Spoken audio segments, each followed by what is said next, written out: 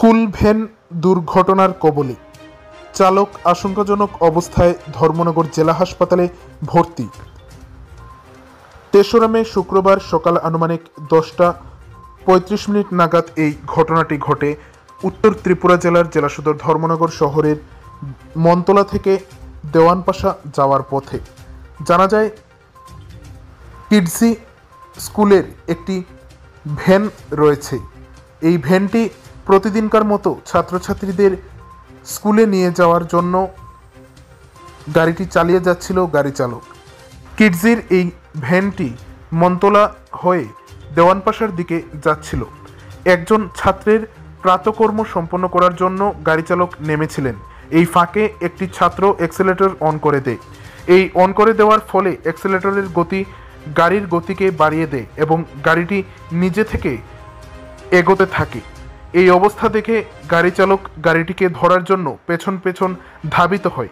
কিছু জায়গা অতিক্রম করার পর গাড়িটি রাস্তার পাশে একটি জমিতে গড়িয়ে পড়ে।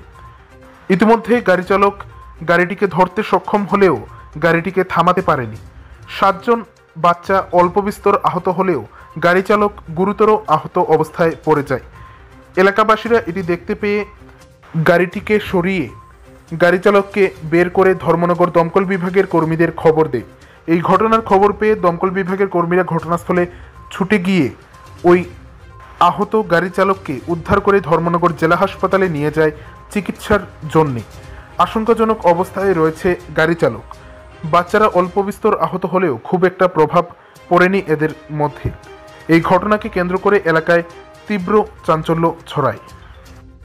গাড়িটা এই দিক থেকে আইতেছে আর একটা ড্রাইভারও দৌড়ে আইতেছে ধীরে ধীরে আর কি, দৌড়ে আইয়া গাড়ির কিনার দিকে আইয়াই তোমার গাড়িটা ফোর্সে ড্রাইভারের উপরে পড়ে গেছে। পোলাওয়াইনটি বাঁচি গেছে। ড্রাইভার খালি করতে দিয়েছে। হ্যাঁ, ড্রাইভারের ক্ষতি হয়েছে। গাড়িটা কোন কানের? গাড়িটা কোন স্কুলের? কেডজি স্কুলের।